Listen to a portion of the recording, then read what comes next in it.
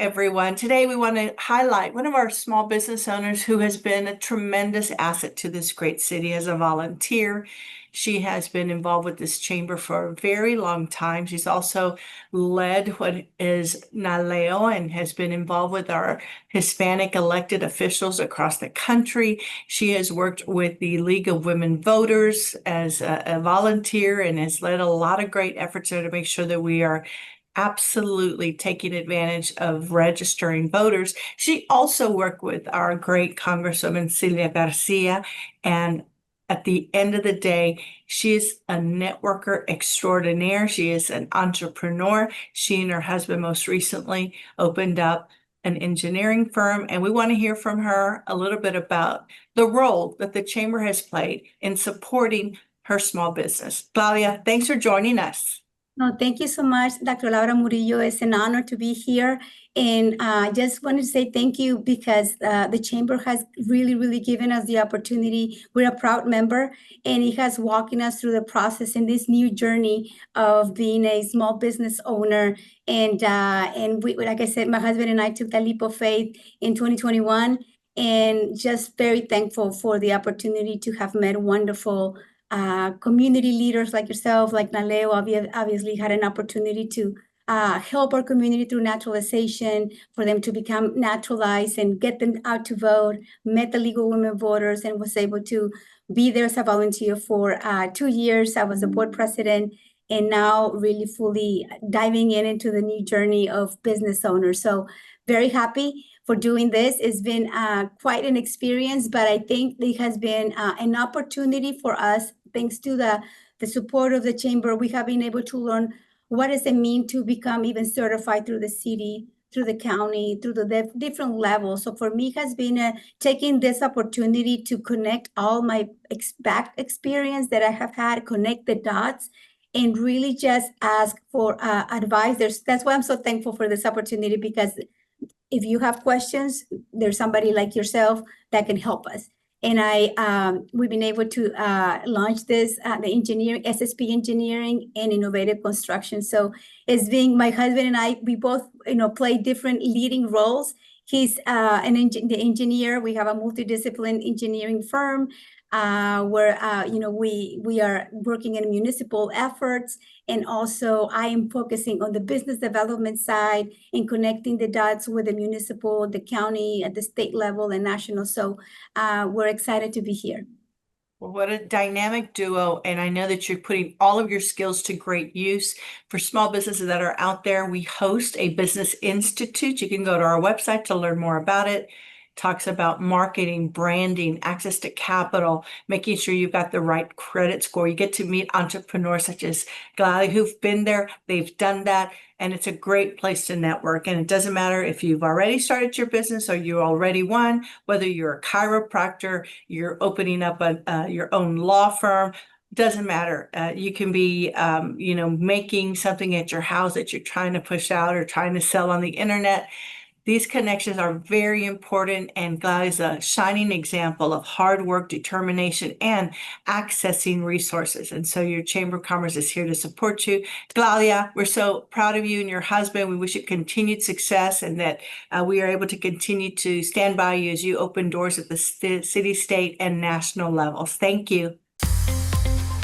On behalf of the Houston Hispanic Chamber of Commerce Board of Directors and staff, we invite you to consider becoming a sponsor of our upcoming annual awards gala, the largest Hispanic gala in the city of Houston, where we will be recognizing some incredible individuals from our greater Houston area. The date is Saturday, November the 8th at the Thompson Hotel. Become a sponsor today.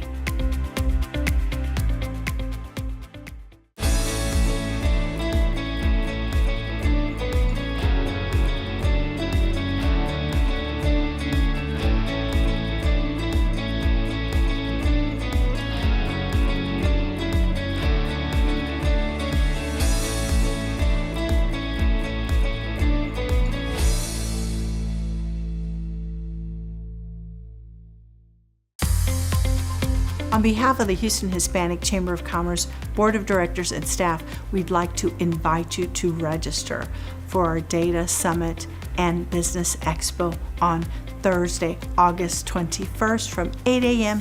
to 10 a.m. at the Thompson Hotel. Learn more about data that's relevant and important to this great city there at the Thompson Hotel, again at the Houston Hispanic Chamber of Commerce Data Summit and Business Expo.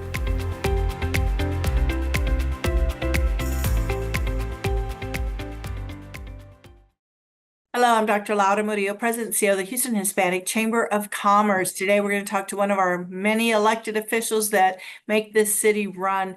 We have today someone that you'll recognize. He's doing a great job. He and his team have been working very hard. As we know, the city of Houston has just recently approved its budget, and we're going to learn a little bit more about that, but specifically about District H. And with us today, Council Member Mario Castillo. Thanks for joining us.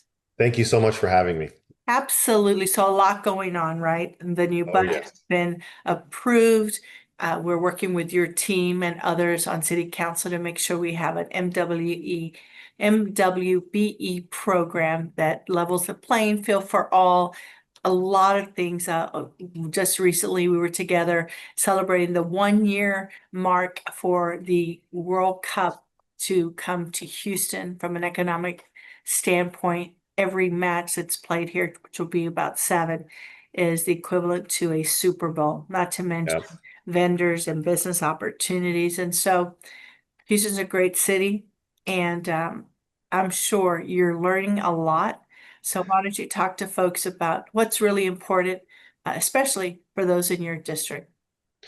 Well, you talk about a number of things there that are important to District H. We're going to see a big impact from the World Cup, from folks visiting our restaurants and staying in hotels and visiting the neighborhoods that are the fabric of the district. And I hope that our small businesses, our local businesses really see a lot of visitors from across the country and across the world that are going to come to the city. We did just approve our budget last week. It's a very long process. I am proud to be the vice chair of our budget committee on city council. And so every department comes to the budget committee. They do a workshop. We have 23 workshops. They're about an hour long where we dive into all of the proposed budgets, where we're spending less, where we're shifting resources. And we did a lot of moves to make the city more efficient, consolidating our inspectors so that we don't have 2 different sets of inspectors that inspect only one thing. They can all inspect both things, and they're doing that in a cost savings to $7 million to the city. Thanks. Moves like that modernize our city government and make it more efficient. Um, that was a very, very thorough process, but it was able to produce a document that we were able to vote on. And now, starting July 1, the city will have a new budget for the year. And on going back to the World Cup, if you're watching this and you want to learn more about it, you want to sign up for volunteer opportunities, you want to be a sponsor, whatever it is that you want, especially for businesses, go to the Houston Harris County Sports website, and they will have information there to keep up with all of the happenings and occurrences that are going on. So you talked about streamlining and processes and consolidation. Has AI been implemented in any of the work that you all are doing in the city? And if not, do you see that down the road? I'm really glad you asked about that, because that was the question I had for all the departments that came through. Are you using AI? Have you been approached from IT about this? What are the ways we're growing it? Because some departments are using it. Legal is using it to help draft template letters, responses, review, lots of text, saving because those attorney hours are expensive. And so some of the more mundane tasks are now being able to be assisted through AI. So there's some efficiencies there. The implications, though, are really big. IT has an AI roadmap that they have for the city. We want to be cutting edge in our approach. We don't want to be bleeding edge, where we end up putting ourselves in a precarious spot by going too far too fast. But looking at the ways other cities are using AI, there's some uses we can pull in right away with our 311 call takers. The city of Amarillo, if you go to their website, they have Emma. She is a AI chat human that will interact with customers and take some of the more mundane routine calls from being delivered to a live person. So when is the animal shelter open? Or how do I pay this water bill? Or where can I go, to municipal courts for a ticket? She can provide that information, and we don't have to go to a call person who's just reading off of a script. We're using our resources for the more complex issues and cases that people are calling through 114. There's public works implications on how we're monitoring for water leaks and our sewer lines and our manhole covers for overages. There's sensors in there that can be more proactive, and allow us to pinpoint leaks faster before a sinkhole opens up, and then we're like, there's a water leak. No, we're getting the data early on, and the data is able to show, hey, here's a leak. Let's go address it right away before it becomes a bigger issue. There are so many examples of where cities are using it to help be more efficient, to be more streamlined, and we have a path to doing that as well. We're going to have our own chatbot come online soon. That's a CIP project that's rolling out. But I'm really excited for it because some of our processes are, antiquated to say the least. This is going to help us not only modernize our infrastructure and our programs, but deliver better for the residents of Houston. Well, that's incredible news and very important. Certainly for folks that are in Houston, they understand the role that City Council plays. Tell them a little bit about District H and what part of Houston it encompasses. It's a great part of the city. It starts in downtown. Think of Dyken Park, Texas Avenue. That's the southern boundary. It goes fairly far north from there. You're going to take in some historic parts of Houston, like the Old Sixth Ward and First Ward and the Woodland Heights, the near north side. And then beyond that, Independence Heights, North Line, East Tex Jensen, all the way up to Melrose and Melrose Park, Shepherd Park Plaza and Garden Oaks to the northwest. And then from downtown, we also go east along Buffalo Bayou to take in Second Ward, Denver Harbor, parts of the East End, all the way to the port. So it's very big. 6 miles of Buffalo Bayou in District H. We have a lot of great park and green space potential there with what's going on the Bayou East project. There's so much diversity in the communities as well. I'm really proud to represent it. It's an area that I was born and raised in, and my family still resides there. But there's so much to see and do, and there's a lot happening in District H. There is, and one of the things that is certainly happening is a lot more people going out to City Hall and sitting in for the public sessions. And it's a real opportunity, I think, especially in the summertime for families, if they can, to take children, young people to sit and experience that at least once. And people can sign up to speak on different topics. And I know there's been conversations around trying to change the times because it is during the day.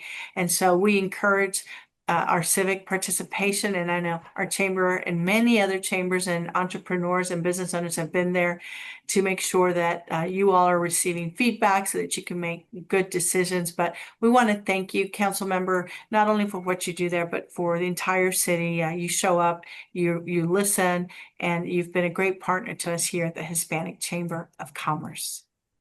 Absolutely. Y'all play such a key, vital role in the engine of Houston, the Latino community, the business community, and you've only grown, you've only expanded that impact and your advocacy, which has played a huge role in some key decisions that have been made and that will be made in the future. So I appreciate the partnership and everything that y'all do because the city would not run without our small business, our Latino community, our Hispanic community. And it absolutely is a vital role in Houston. On behalf of the Houston Hispanic Chamber of Commerce Board of Directors and staff, we invite you to consider becoming a sponsor of our upcoming annual awards gala, the largest Hispanic gala in the city of Houston, where we will be recognizing some incredible individuals from our greater Houston area. The date is Saturday, November the 8th at the Thompson Hotel. Become a sponsor today.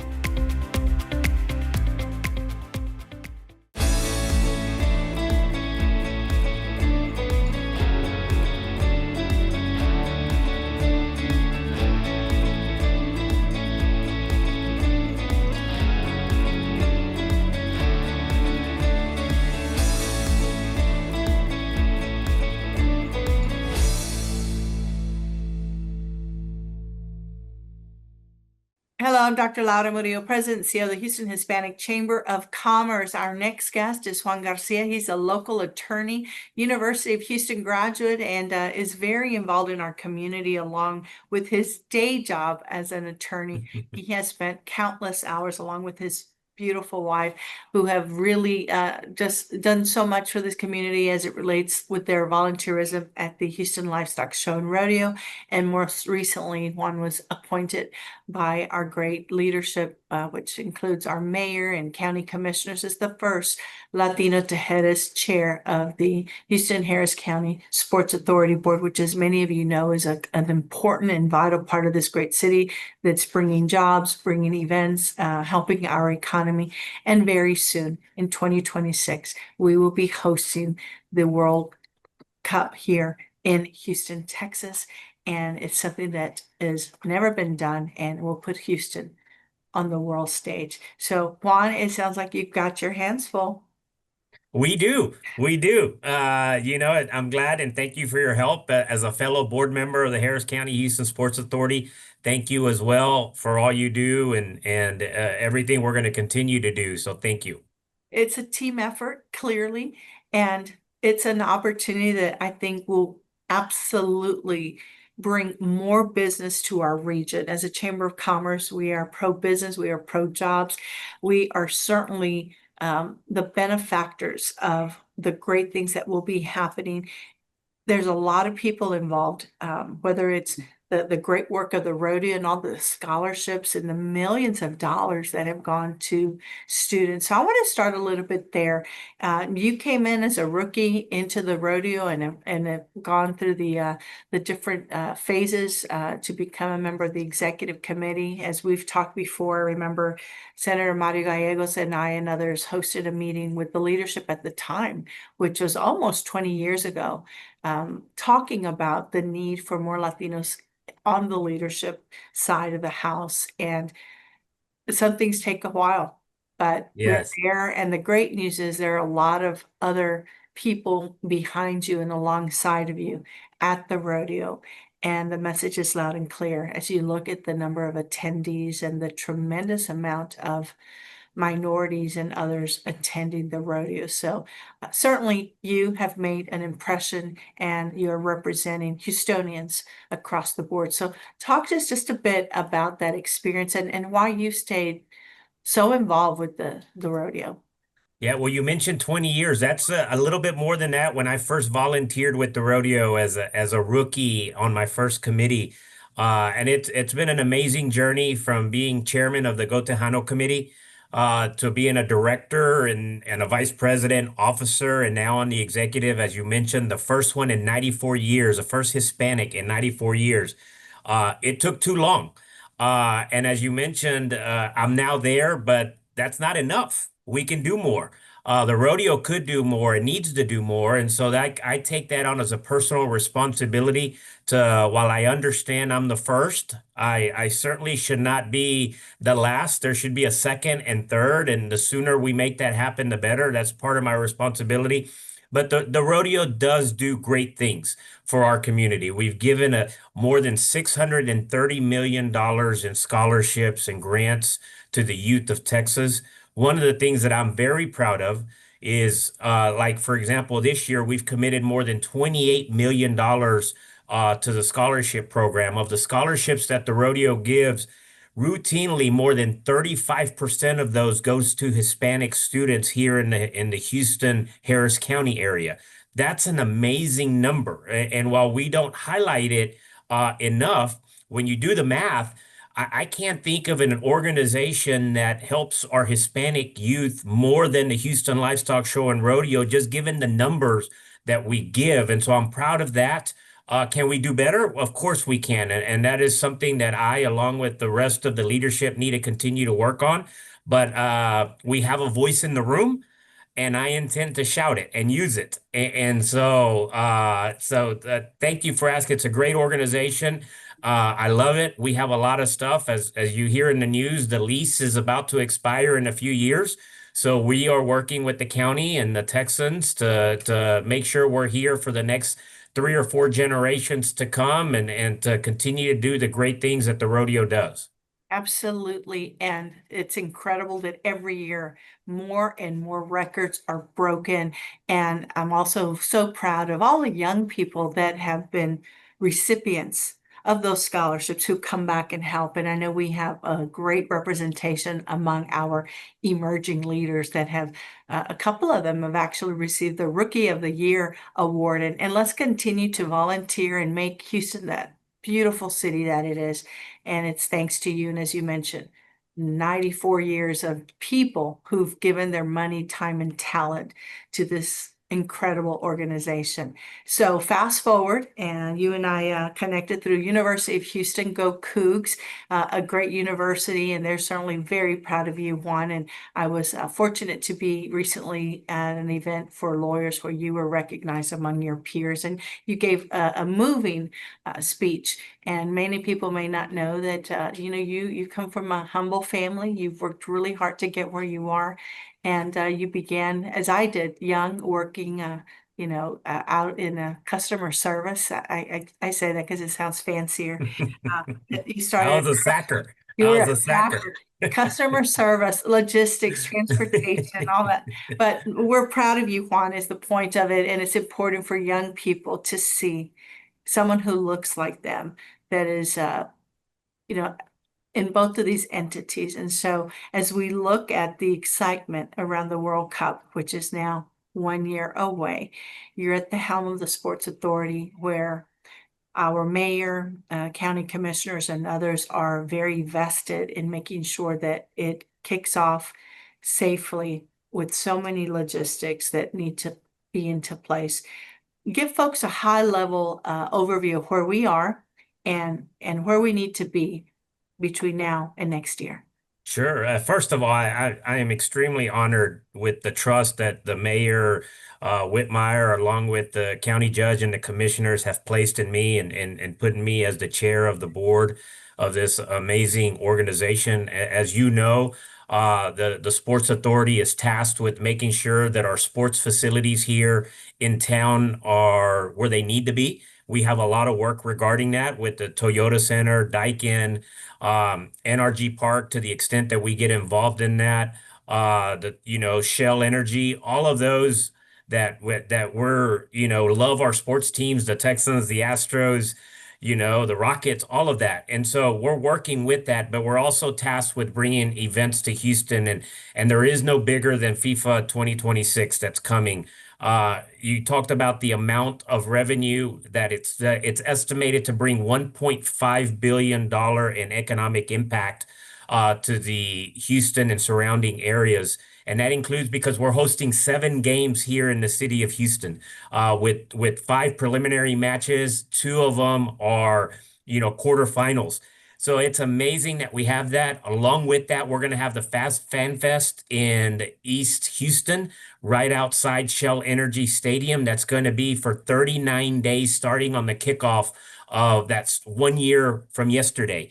We're very excited. We're going to have the restaurants, the bars, all that in that area of town ready to go.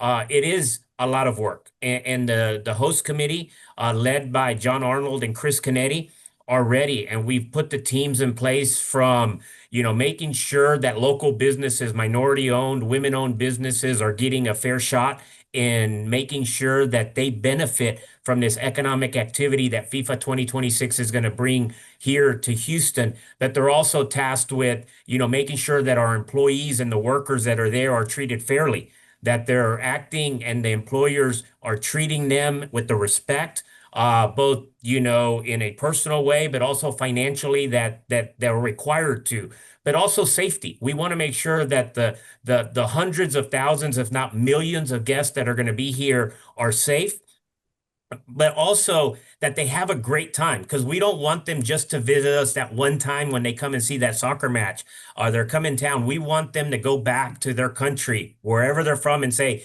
Houston is a place that welcomes everybody and they're ready for them. And so that is what the host committee and the Sports Authority is doing. We're ready. We're exactly where we need to be. Still a lot of work to do, but with 1 year out, we're ready to go. In fact, the stadium, the construction to get ready for the team is wrapping up as we speak today to make sure we have the best soccer field in the entire FIFA 2026 ready to go.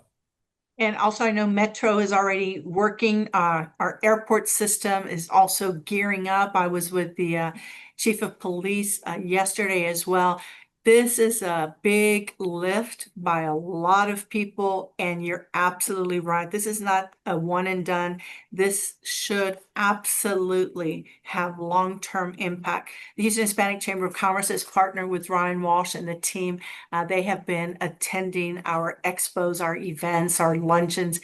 We'll have them at the following 2 events so that one-on-one you can meet folks who are inside of all of these conversations that can help people sign up to volunteer. Go to the website. It's listed on the panel here that we're talking. And also, if you have a business, so that you can sign up not only for the World Cup, that's just one thing. We've also got some baseball around the corner as well. Tell us a little bit about that. Yeah, in March of 2026, we have the World Baseball Classic. It's affiliated with Major League Baseball, but we'll be hosting it along with the Astros, the Sports Authority, and the Astros at Daikin Field. So in March, it'll be a tremendous game. One of the games will be the United States versus Mexico. Can you imagine the excitement at that game there at Daikin Park when that takes place? And so we have not hosted that in a long time, and Miami's kind of been the place to be. But we want Houston to base the place to be in the future for these events and even the finals.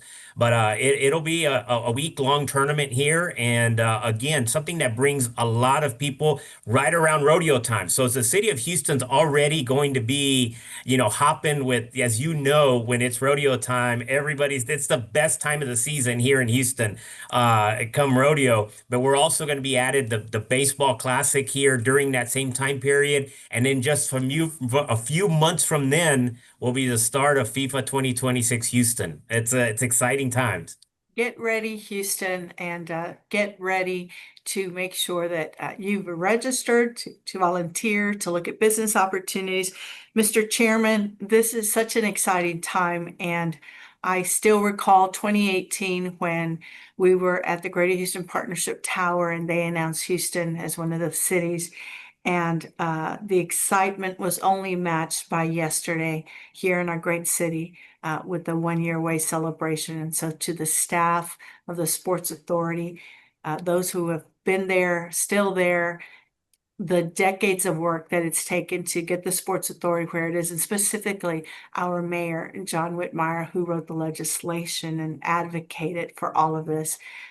We are the benefactors of being in a place where great things can happen, and a young man who sacked groceries can sit at the helm of 2 of our most important institutions. Thank you and congratulations. Thank you very much. And you bring that up, the vision that he had, Mayor Whitmire had long ago, and to where it is now today. It is amazing. A lot credit to him, along with many other civic leaders and leaders in the community that helped get the authority to where it is. And again, thank you as well for your service on the board and everything else that you do here in our city, and to help our not just the Hispanic community, but all of us get to where we've been. So thank you very much. You got it. Thank you so much, and we'll see you real soon. Thank you. The Houston Hispanic Chamber of Commerce is the leading advocate for the Hispanic business community. In Houston, we represent over $54 billion per year in consumer spending. Our thanks to our board and staff for making sure we elevate business and advocate for a stronger economy.